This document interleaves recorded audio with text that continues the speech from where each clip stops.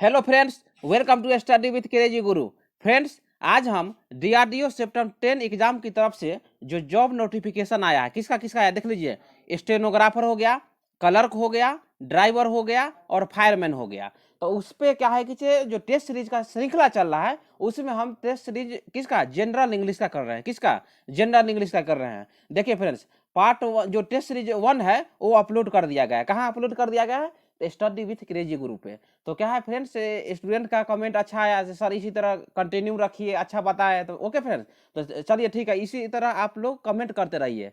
आपको लगे तो नहीं थोड़ा सा सर ऐसे पढ़ाना है या ये टॉपिक नहीं बता रहे हैं, तो आप क्या है कमेंट माध्यम में लिख दीजिए, तो अगला बार सुधार कर लिया जाएगा। ओके फ्रेंड्स, तो चलिए देखिए आपको बता दे जो मतलब जो स्टडी विथ क्रेजी गुरु है उस पर जीके जीएस है ना, जीके जीएस का भी टेस्ट चल रहा है, इंग्लिश का भी चलने लगा है रेगुलर। आपको बोले थे ना, प्रॉमिस किए थे, दोनों का तो मैं ला रहा हूँ। उसके बाद क्या है कि अभी आपका मैथ और रीजनिंग का भी टेस्ट सीरीज इसी तरह रेगुलर आते रहेगा। मैथ और रीजनिंग का भी टेस्ट सीरीज इसी तरह रेगुलर आते रहेगा। और आपको यदि बुक का पीडीएफ चाहिए या जो ई बुक का पीडीएफ चाहिए, तो आपको एक वीडियो बना दिया गया है, अपलोड कर दिया गया है, तो वो वीडियो देखिए। पीडीएफ कैसे प्राप्त किया जाए, मिनिमम मतलब क्या है, मिनिमम अमाउंट आपको देना, मतलब उतना पे करना आपके लिए ज़्यादा मतलब भारी है नहीं, मिनिमम अमाउंट है। आप मतलब एक बार में खर्चा कर देते होंगे। यदि दोस्तों के साथ मिलते होंगे, कभी चाय पे मिल गए, तो उतना रुपया एक बार में आप खर्चा कर देते होंगे, वो से ज़्यादा कीजिएगा, कम नहीं। ओके फ्रेंड्स,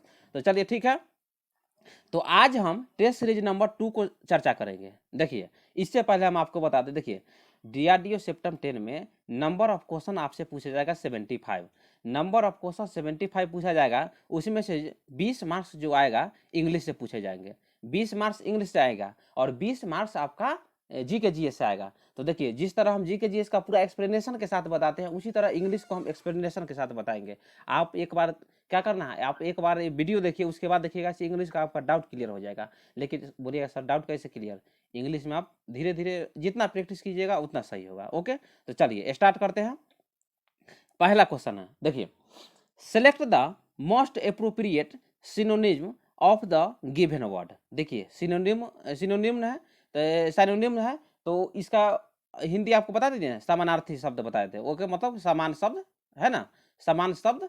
तो इसका क्या होगा, देखिए प्रोएक्टिव। तो प्रोएक्टिव मतलब क्या होता है, देखिए क्या है, प्रोएक्टिव वर्ड दिया हुआ है और इसका सिनोनिम बताना है। तो प्रोएक्टिव का हिंदी होता है सक्रिय। क्या होता है, देखिए सक्रिय होता है। ओके, तो प्रोएक्टिव का क्या होता है हिंदी, सक्रिय होता है। तो ओके, तो इसका क्या बताया, समानार्थी शब्द बताना है। तो समानार्थी शब्द देख लीजिए, जो क्या लिखा हुआ है, देखिए इंटरेस्टेड लिखा हुआ है, इसका अर्थ क्या होता है, उत्साही होता है। उत्साही या सक्रिय बोलिए, क्या होता है इसका अर्थ हिंदी होता है उत्साही या सक्रिय होता है। तो ऑप्शन क्या हो जाएगा, ऑप्शन नंबर ए हो जाएगा। प्रोएक्टिव का ऑप्शन ए हो जाएगा, आंसर हो जाएगा। ओके, उसके बाद देखिए अब इसमें जो दिया हुआ है, तो इसका भी बोलिएगा सर, इसका भी हिंदी बता दीजिए थोड़ा थोड़ा। देखिए हिटलेस, हिटलेस का क्या हो जाएगा, हिटलेस का हो जाएगा असावधान। क्या हो जाएगा, देखिए यहाँ हिटलेस है ना, तो हिटलेस का क्या हो जाएगा, असावधान हो जाएगा। ओके, उसके बाद है देखिए शॉर्ट साइटेड। शॉर्ट साइटेड क्या हो जाएगा, निकटदर्शी हो जाएगा। क्या हो जाएगा, निकटदर्शी। और यहाँ पे क्या दिया हुआ है, रिएक्टिव। रिएक्टिव मतलब क्या होता है, प्रतिक्रियाकारी हो जाता है हिंदी। रिएक्टिव का क्या हो जाएगा, प्रतिक्रियाकारी। ओके, तो इसका ऑप्शन ए हो जाएगा। ओके, तो 71 का आपको बता दिए ना, देखिए इस तरह बता दिए।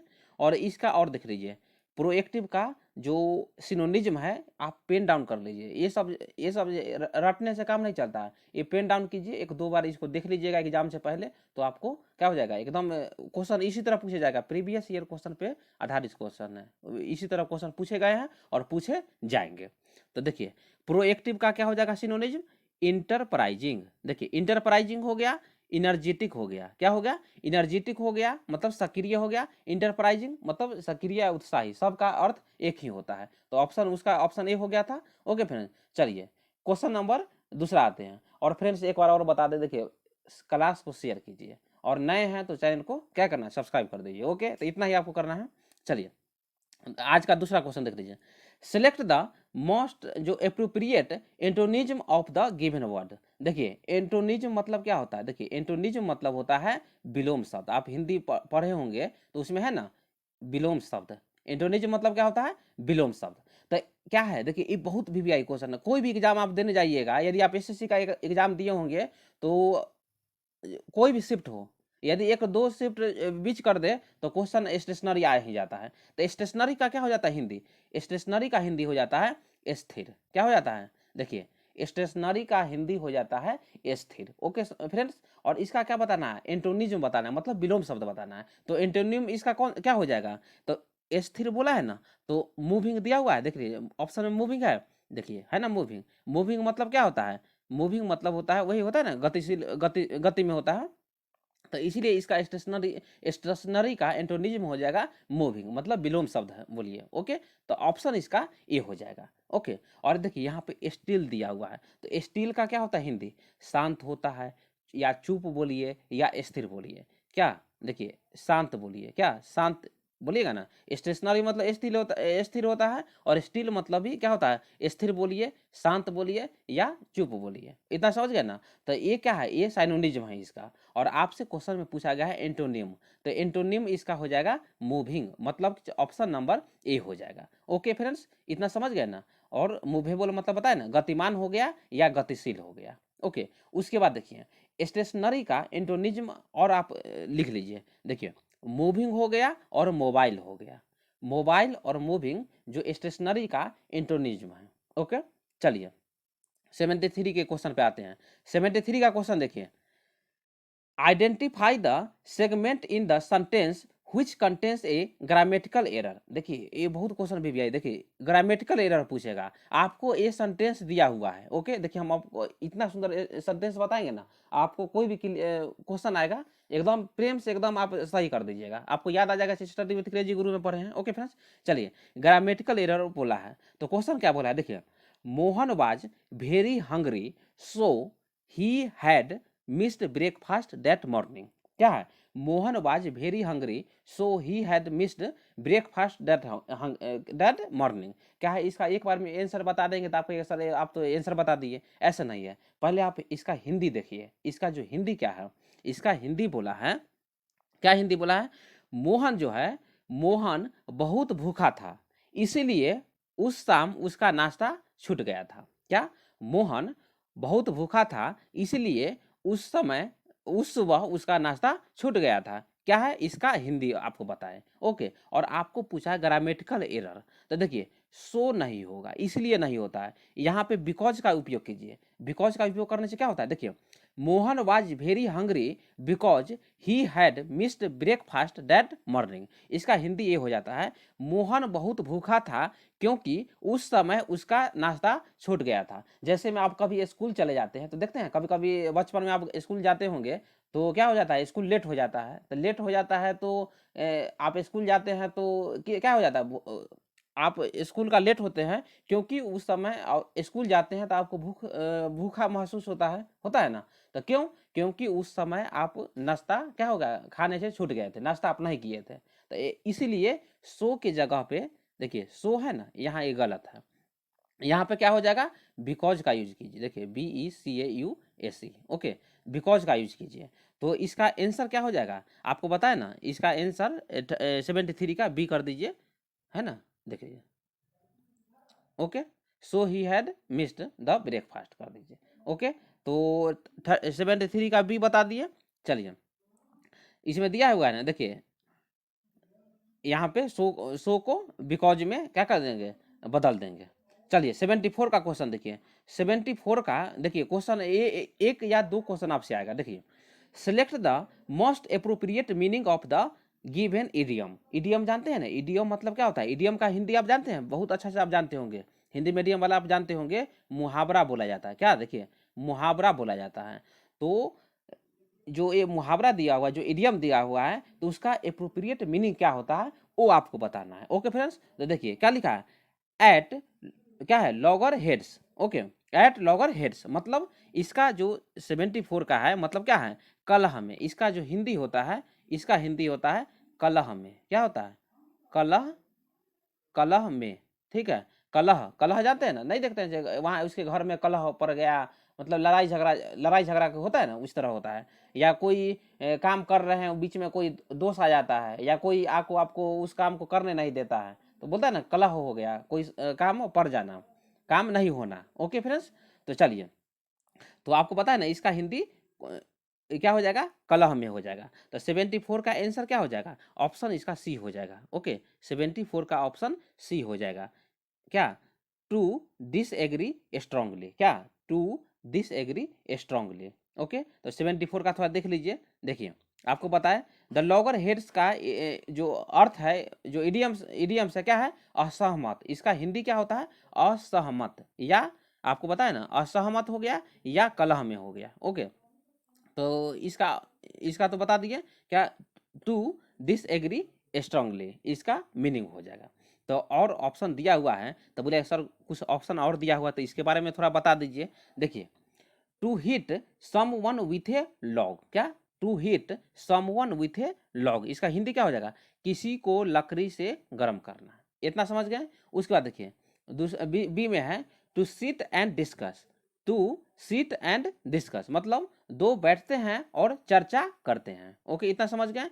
उसके बाद देखिए तीसरा, और तीसरा क्या है, तीसरा टू डिसएग्री स्ट्रांगली मतलब क्या, दृढ़ता से असहमत होना। क्या, दृढ़ता से असहमत होना। असहमत क्या है, देखिए बोले ना दृढ़ता से असहमत होना।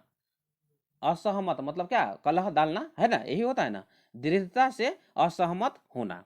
उसके बाद देखिए डी में क्या था, टू एग्री अनविलिंगली, इसका अर्थ होता है अनिच्छा से सहमत होना, अनिच्छा से सहमत होना। ओके, तो इसका आंसर क्या बता दिया 74 का, 74 का आंसर हो जाएगा ऑप्शन नंबर सी हो जाएगा।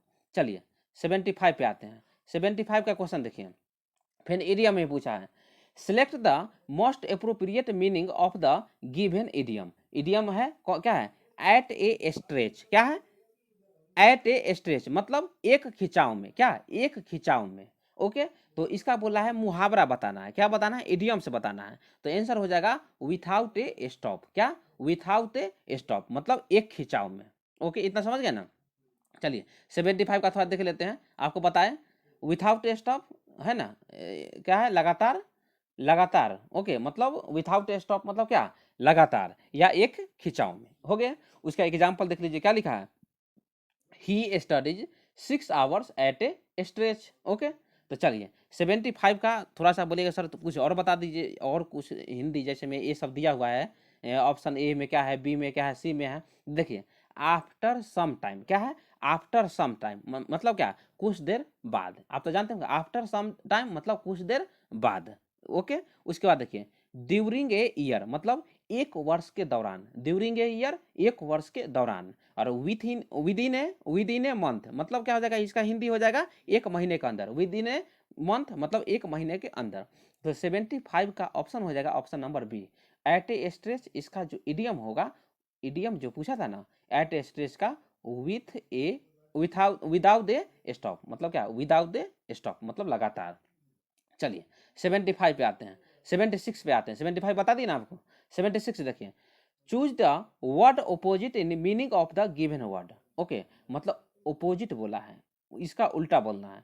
तो क्या है, सेडिशन, SEDITION, सेडिशन है। तो क्या हो जाएगा, सेडिशन का क्या होता है, सेडिशन मतलब होता है देशद्रोह। क्या होता है, देखिए देशद्रोह। ओके फ्रेंड्स, तो सेडिशन मतलब क्या होता है, देशद्रोह होता है। तो 76 का आपको अब इसका क्या बताना है, आंसर बताना है। तो क्या हो जाएगा, विलोम शब्द बोला है, ओपोजिट बोला है। देखिए ओपोजिट बोला है, देखिए एग्जाम में जाइएगा तो क्वेश्चन आपको जल्दी जल्दी में मतलब क्या करना है, जल्दी जल्दी में गलती नहीं कर देना है, एक्यूरेसी एकदम मेंटेन आपको करके रहना है। तो एक्यूरेसी कैसे होगा, एक्यूरेसी आपको इसी तरह जिस तरह हम जीके जीएस का ला रहे हैं, टेस्ट सीरीज इंग्लिश का ला रहे हैं, तो इसमें आप बनाइए, तो एक्यूरेसी आपका बनाते बनाते सही हो जाएगा। तो ओपोजिट बोला है, तो सेडिशन मतलब आपको बता दिए देशद्रोह है, तो इसका ओपोजिट होगा पैट्रियोटिज्म हो गया। ओके, तो आप देख लीजिए यहाँ पे 76 का बताए थे ना, पैट्रियोटिज्म मतलब देशभक्ति, पैट्रियोटिज्म मतलब क्या होता है, देशभक्ति होता है। तो इसका क्या है, देशद्रोह है। और पैट्रियोटिज्म मतलब होता है देशभक्ति, जिसको जो देश से प्यार करता हो। ओके, देश के प्रति भक्ति भाव रखता होगा। तो क्या बोला जाता है, देशभक्ति बोला जाता है। तो ये समझ गए ना, सेडिशन मतलब देशद्रोह, और जो पैट्रियोटिज्म है उसका मतलब होता है देशभक्ति। तो ऑप्शन नंबर इसका ए हो जाएगा। ओके, तो बोलिएगा सर जो और दिया हुआ है इसका भी मतलब हिंदी बता दीजिए। देखिए ओबेडिएंट है, ओबेडिएंट मतलब तो आप जानते हैं ना, जब आप कोई भी लेटर लिखते हैं प्रिंसिपल के पास या कोई भी लिखते हैं, एचओडी के पास लिखते हैं, जिसके पास भी तो लिखते हैं ना ओबीडिएंट। ओबीडिएंट मतलब होता है आज्ञाकारी। ओके, बॉन्डेज, बॉन्डेज मतलब क्या होता है, दास्ता। बॉन्डेज मतलब क्या होता है फ्रेंड्स, दास्ता। और नंब मतलब क्या होता है, नंब मतलब होता है सुन। क्या होता है, देखिए सुन। ओके, इतना समझ गए। चलिए 77 पे क्वेश्चन आते हैं। 77 का क्वेश्चन देखिए, select the incorrectly spelled word. आपको डिक्शनरी से एक क्वेश्चन आएगा ही जिसमें आपको जो इनकरेक्ट कौन लिखा हुआ है आपको वो चूज करने का ऑप्शन आएगा। तो देखिए ऑप्शन नंबर जो सी है ना वो गलत है, क्योंकि इसका जो स्पेलिंग होगा क्या होगा, देखिए FAB है ना, FABULOUS, फेबुलस। फेबुलस मतलब क्या होता है, उच्च कोटि का। हिंदी क्या होता है, फेबुलस मतलब होता है उच्च कोटि का। ओके फ्रेंड्स, इतना समझ गए ना। तो चलिए 77 का और देख लीजिए। फर्दर मतलब क्या होता है, अगला, अगला। ओके, देखिए यहाँ था ना फर्दर था, फर्दर, फर्दर मतलब अगला। और फार्दर मतलब क्या होता है, फार्दर मतलब होता है दूर या और आगे। क्या, फर्दर मतलब होता है अगला, फर्दर मतलब अगला, और फार्दर मतलब होता है दूर और आगे, दूर या और आगे होगा। ओके, और फास्टिंग मतलब क्या होता है, फास्टिंग जानते हैं ना, उपवास होता है। फास्टिंग किसको बोलते हैं, तो उपवास बोलते हैं। हिंदी क्या होता है फास्टिंग का, उपवास होता है। तो 77 का आपको बता दिए, फेबुलियस होता है, फेबुलियस का हिंदी होता है उच्च कोटि का। ओके फ्रेंड्स, तो चलिए अब आते हैं नेक्स्ट क्वेश्चन पे। 78 का क्वेश्चन देखिए, देखिए select the word which means the same as the group of word gives। Okay, जो शब्द आपको दिया हुआ है तो जो चारों ऑप्शन है उसमें से इसका जो अर्थ, जो सेम इसका अर्थ है वो कौन सा ऑप्शन है, तो आपको क्या करना है, चूज करना है। ओके फ्रेंड्स, तो देखिए क्वेश्चन देखिए, मतलब क्या वर्ड देखिए, fear of closed spaces. Fear of closed spaces मतलब क्या, बंद जगहों का डर। बोलते हैं ना आप कहीं भी बंद दरवाजा के रूम के अंदर आपको रख देगा तो आपको डर महसूस होता है ना, तो वही है फियर ऑफ क्लोज्ड स्पेस मतलब बंद जगहों का डर। तो इसका आंसर जो हो जाएगा, आंसर बी हो जाएगा क्या, क्लेस्ट्रोफोबिया। क्या, क्लेस्ट्रोफोबिया, इसका भी अर्थ वही होता है क्या, बंद जगहों का डर होता है। तो और जो ऑप्शन दिया हुआ है इसके बारे में थोड़ा देख लीजिए 78 का है ना। देखिए एक क्या है, एग्रोफेरिया, एग्रोफोबिया, एग्रोफोबिया मतलब होता है भीड़ से डर। क्या, एग्रोफोबिया मतलब भीड़ से डर। तो ये सब एक बार देख लीजिए तो आपको याद रहेगा। और एक्वाफोबिया, एक्वाफोबिया मतलब क्या, एक्वाफोबिया बोलता है ना, एक्वाफीना है, अब एक्वाफीना पानी का ब्रांड होता है ना, देख लीजिए बोतल आता है। तो एक्वाफोबिया मतलब क्या, पानी से डर। ओके, फियर फ्रॉम वाटर मतलब पानी से डर। और एक्रोफोबिया मतलब ऊंचाई से डर। क्या देखते हैं ना, कोई कोई लोग ऊंचाई पे झूला पे चढ़ने से डरते हैं, हवाई एयरप्लेन मतलब हवाई जहाज पर चढ़ने से डरते हैं, तो उसी को कहते हैं एक्रोफोबिया मतलब ऊंचाई से डर। ओके फ्रेंड्स, तो चलिए 79 पे आते हैं क्वेश्चन। देखिए 79 का क्वेश्चन देखिए किस तरह फिर बताएंगे आपको doubt clear. Identify the segment in the sentence which contains A grammatical error. क्या पूछा है, देखिए ग्रामेटिकल एरर पूछा है, इसमें से कौन शब्द है जिससे ग्रामेटिकल एरर हो। ओके फ्रेंड्स, तो देखिए 79 का आपको बता दें, Sumit has decided to brought his car for the picnic. तो इसका अर्थ क्या है, सुमित ने पिकनिक के लिए अपनी कार लाने का फैसला किया। क्या, सुमित ने पिकनिक के लिए अपनी कार लाने का फैसला किया। तो अपनी कार लाने का फैसला किया, तो आपको कुछ डाउट हुआ अपनी कार कहाँ से लाएगा, खरीद के लाएगा, क्या लाएगा, ऐसा नहीं ना। तो वो क्या है, ग्रामेटिकल एरर पूछा है। यदि आप इसमें लगा दीजिएगा सुमित हैज डिसाइडेड टू, देखिए ब्रॉड को काट दीजिए, यहाँ बाई लगा दीजिए, BUY।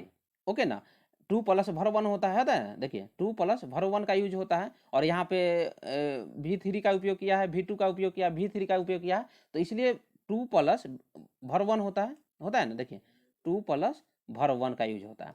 तो इसलिए टू के साथ क्या होगा, टू के साथ आपको ब्रॉड काट दीजिए, टू के साथ हो जाएगा बाई। ओके, सुमित है decided two by his car for the picnic, मतलब क्या, सुमित ने पिकनिक के लिए अपनी कार खरीदने का फैसला किया है। क्या, सुमित ने पिकनिक के लिए अपनी कार खरीदने का फैसला किया है। ओके फ्रेंड्स, तो डाउट आपका क्लियर हो जाएगा, ऑप्शन इसका बी हो जाएगा। ओके, चलिए नेक्स्ट क्वेश्चन आते हैं, लास्ट क्वेश्चन आज का। देखिए क्वेश्चन है, select the most appropriate word to fill in the blank. Okay, आपको यहाँ पे 4 ऑप्शन दिया हुआ है, जो फिल इन द ब्लैंक्स में उसको आपको क्या है, फिल करना है। देखिए, going by the current pace of work I fill in the blanks think this will finish by Sunday. तो इसका ऑप्शन देखिए, ऑप्शन इसका डंट हो जाएगा, डोंट हो जाएगा। ओके, क्या हो जाएगा, देखिए, going by the current pace of work I don't think this will finish by Sunday, मतलब क्या, काम की मौजूदा गति को देखते हुए, क्या, काम की मौजूदा गति को देखते हुए मुझे नहीं लगता कि यह रविवार तक खत्म हो पाएगा। क्या, यह रविवार तक खत्म हो पाएगा। तो इसीलिए इस पे जो डंट का जो यूज है वो अप्रोप्रिएट है। ओके फ्रेंड्स, तो क्या है कि ऑप्शन इसका ए हो गया। तो यहीं पे हम क्लास को मतलब ख़त्म कर देते हैं। इसी तरह वीडियो रेगुलर आते रहेगा, छोटा छोटा क्लास आएगा, आप लोग भी इसी तरह देखते रहिए। ओके, और नए हैं तो चैनल को सब्सक्राइब कर लीजिए। Okay, thank you.